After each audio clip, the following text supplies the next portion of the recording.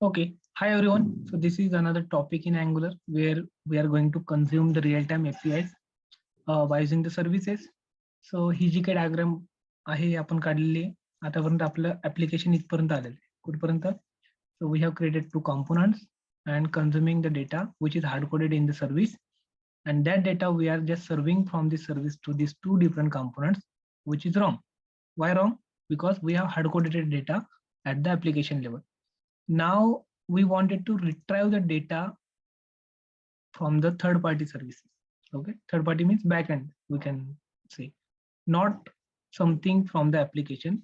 We can call them as a third party. Okay, outside of the application, we wanted to retrieve the data from the backend by using the HTTP module, by using the web API, and those should be called from the service. He link आपल्याला बनवायची.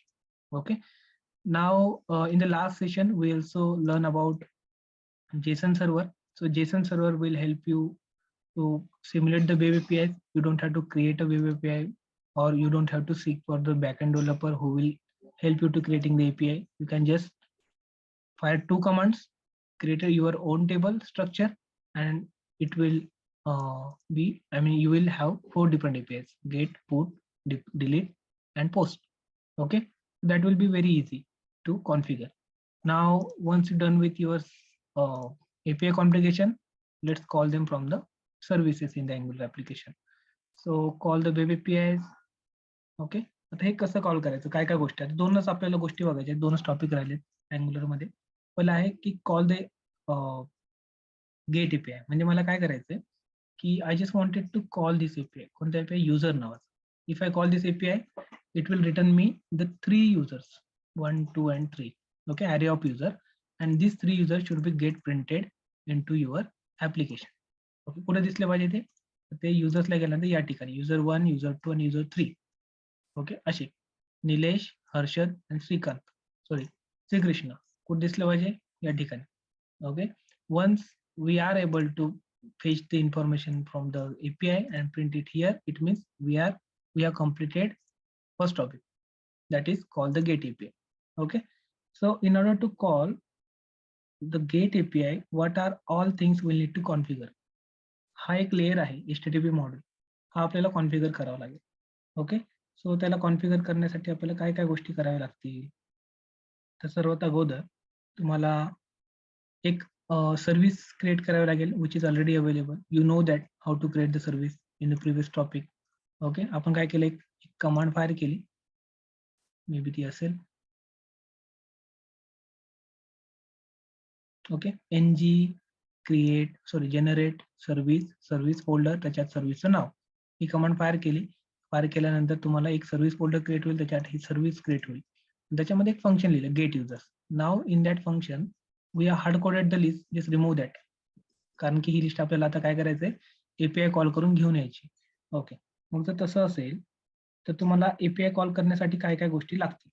तर तुम्हाला लागेल बघा, या ठिकाणी एक module, sorry या एक युजिंग टाकून घ्या, import something from Angular.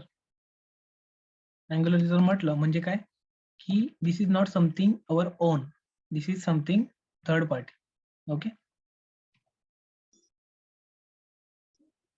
Angular /common/http नावाचं एक मॉड्यूल असतं, हे टाकून घ्यायचंय. याला नाव द्या HTTP क्लायंट.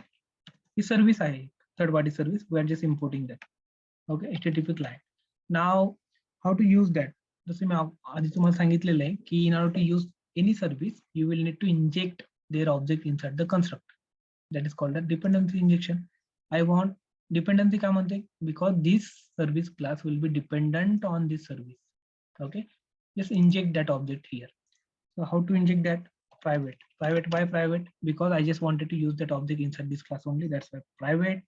त्याला नाव देतो मी काहीतरी HTTP हेल्पर. देऊ काय नाव द्या? ओके, HTTP हेल्पर, आणि त्या हेल्परला मी म्हणतोय HTTP client as a data type.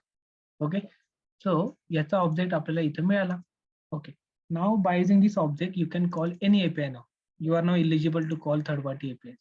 Okay, API means something outside of our application. We can call that. How to call that? याला म्हणायचं this dot HTTP helper dot कोणत्या प्रकारचा API तुम्हाला call करायचा आहे. I wanted to call get API. Okay good. What is the URL of that API? तर end point तुम्हाला इथे मिळून जाईल. हा URL आहे. So just mention that API name URL here. Okay that's it. काय केलं आपण? एक API कॉल करून टाकलं. आता हे जर फंक्शन मी युजर लिस्ट नावाच्या कंपोनंट, युजर डिटेल्स मी क्लोज करतो, मला तो नको आहे. I want user list. इथून जर कॉल केला, that function is not a like synchronous function anymore. Synchronous म्हणजे काय की याला कॉल केला आणि लगेच रिस्पॉन्स आला असं नाही. That will take some time to retrieve the data from the server. Okay. मग जर असिंक फंक्शन असतील, if you are calling any async function, याला वाटल्यास नाव द्या, गेट युजर्स असिंक असं नाव देऊन ठेवायचं. ओके. तर एखादं असं असिंक फंक्शन आहे, दॅट विल असिंक म्हणजे काय की that will take some time to respond. एवढं लक्षात. Okay, that is not something readily available and will respond you very quickly. It will take some time. जर असिंक फंक्शन असेल तर तुम्हाला काय करायचंय, या ठिकाणी जिथून ते कॉल करतायत, ओके, त्या फंक्शनचं नाव चेंज झालंय त्याच्यामुळे एरर आली. जिथून ते फंक्शन तुम्ही आता कॉल केलेलं आहे त्या ठिकाणी तुम्हाला काय करावं लागेल, सबस्क्राईब नावाची मेथड लिहावं लागेल. ओके, अशी dot subscribe.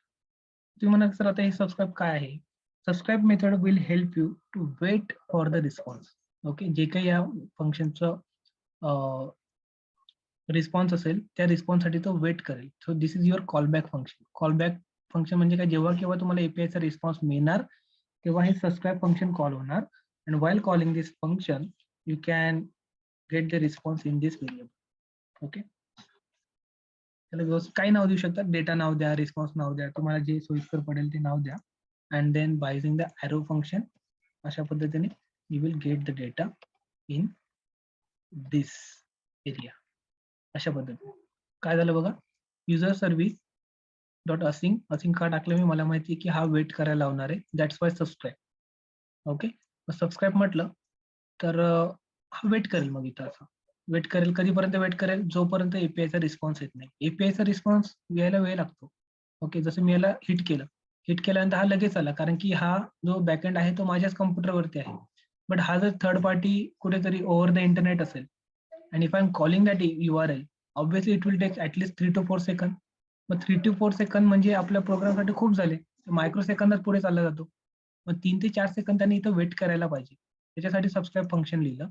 Once we got the response, that response will be like map with this object as a response object. याला नाव काही द्या, डेटा नाव देऊन टाका, नो प्रॉब्लेम. ओके, याला असं नाही की रिस्पॉन्सच नाव दिलं पाहिजे. फक्त मी रिस्पॉन्स का दिलं, बिकॉज आपल्याला कळायला पाहिजे की याच्यात काय आहे. तर याच्यात रिस्पॉन्स आहे जो एपीआयने रिटर्न केलेला आहे. And that response you can just bind with your users property. म्हणजे अशा पद्धतीने this dot users is equal to response. Okay, and that's it. झालं. काय केलं बघा, आपण सर्व्हिसेस मध्ये गेलो, एक HTTP क्लायंट इम्पोर्ट केला. बिकॉज हा HTTP क्लायंट काय आहे, so it will help you to communicate with the internet. Okay, internet सोबत, तो इंटरनेट म्हणजे आउटसाइड ऑफ युअर ऍप्लिकेशन किंवा वेब एपीआय, तो तुम्हाला कम्युनिकेट करण्यासाठी मदत करेल. आता हा इथं का एरर मारतोय, बिकॉज गेट युजर्स नावाची फंक्शन जे आहे ते आपण डिटेल्स, युजर डिटेल्स नावाच्या याच्यातनं सुद्धा कॉल केलेलं आहे. कुठे गेला तो, या ठिकाणी. आणि त्याचं नाव बदललेलं असल्यामुळे त्याला हे समजत नाही. मग त्याला नाव बदलून टाका. इथं आपण नंतर येऊ. ऑब्व्हियसली इथं पण सबस्क्राईब लिहावं लागेल, because this is the using method now. So let's close this. Don't focus on that. या ठिकाणी आपण एक HTTP क्लायंट टाकला, because this will help you to call any URLs, external URLs, okay, which is not a part of your application. So those URLs can be get, post, put, patch, and delete. So you can call them by using this helper HTTP client. You can give any name here. I'm just giving HTTP helpers. So all the URLs which we can call from the HTTP protocol, this will help you in that. आता हे वापरण्यासाठी तुम्हाला एक module टाकावं लागतं. This is not a part of your application, right. हा आपण बनवलाय का सर्व्हिस? नाही. So if you want to consume this service, if you want to use that, you will need to register one module in app dot this file. app.module.ts मी तुम्हाला बऱ्याच वेळेस सांगितलेलं आहे. इथं यूज काय असतो, डिक्लेरेशन मध्ये कंपोनंट रजिस्टर करावे लागतात आणि इम्पोर्ट मध्ये मॉड्यूल रजिस्टर करावे लागतात. मग आपण आता काहीतरी थर्ड पार्टी मॉड्यूल वापरायचं म्हणतोय. डायग्राम मध्ये जा, दिसतंय HTTP मॉड्यूल. हे मॉड्यूल आपण लिहिलंय का? नाही. आपण सर्व्हिस लिहिली आहे, कंपोनंट लिहिली हे लिहिलेलं आहे. आपण ऍप्लिकेशन क्रिएट केले. This is not our own module. If that is the case, you will need to register that module inside the app.this file, app.module.ts file. Okay, how to register that? कोणतं module register करावं लागेल? Okay, तर त्या मॉड्यूलचं नाव आहे HTTP module. Okay, जसं की import something from कुठून? तर अँग्युलर मध्ये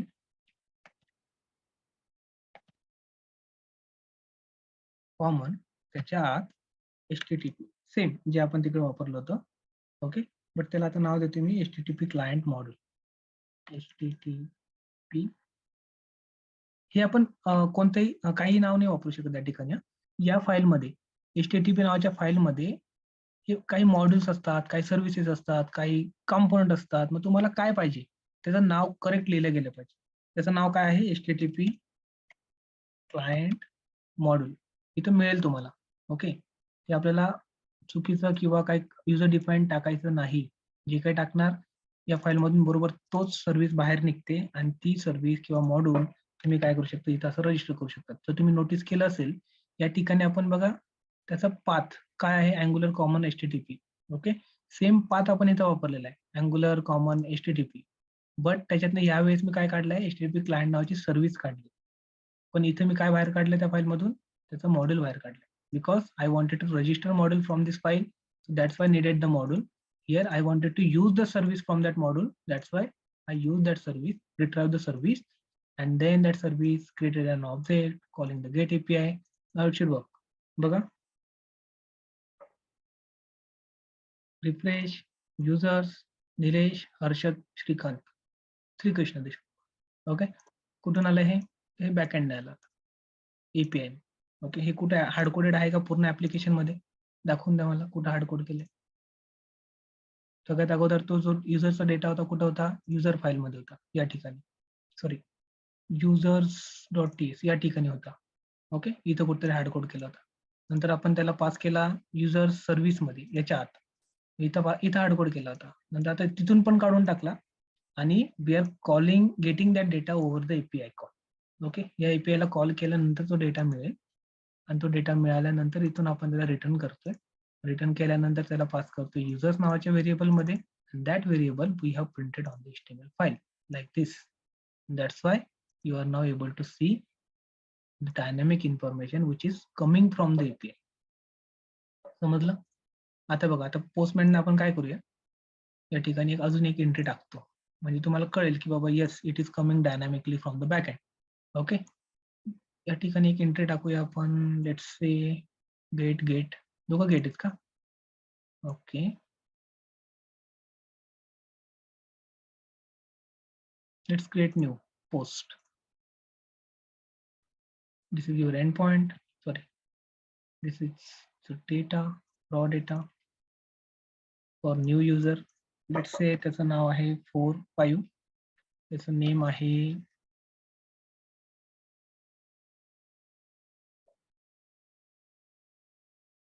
प्रशिक.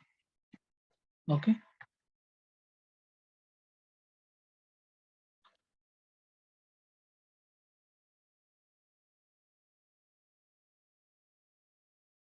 endpoint इथूनच घ्या. This is your endpoint for creating new records. And then you also need to add one more thing. Content type should be application JSON. Click on send. Error आलेली आहे. काय राहिले की अनएक्सपेक्टेड टोकन, म्हणजे आपली body चुकलेली आहे. काय चुकले बॉडी मध्ये बघा, या ठिकाणी एक्स्ट्रा कॉमा दिलेला आहे. So let's send it again. You got that record, it means that should be created. Refresh करा, युजर्सला जा, आलाय Prashik. So this is how I mean it means we are retrieving the dynamic information now from the DB. Okay, so हे आपलं असं connected architecture झालं इथपर्यंत. Backend कोण आहे? Jason server. डीबी कोण आहे? डीबीची फाईल बनवली आपण बघा, ही वाली db.json. ही फाईल जर तुम्ही नोटपॅड मध्ये जरी ओपन केली ना, तरी सुद्धा you can see the information.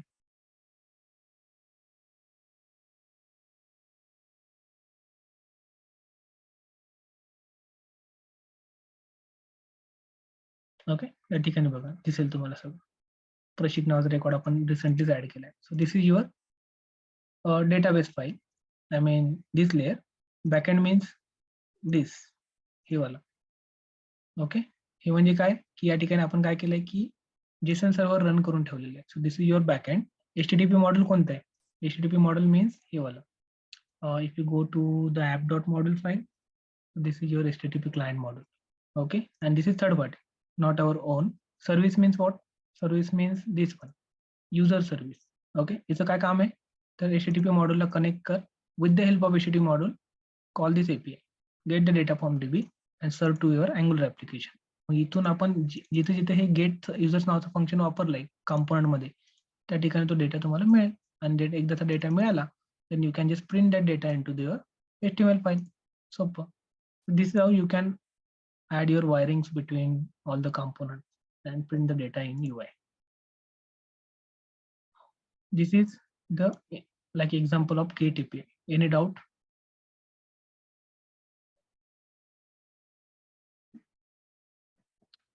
No doubt. Okay, so let me stop recording. We'll have another session for post.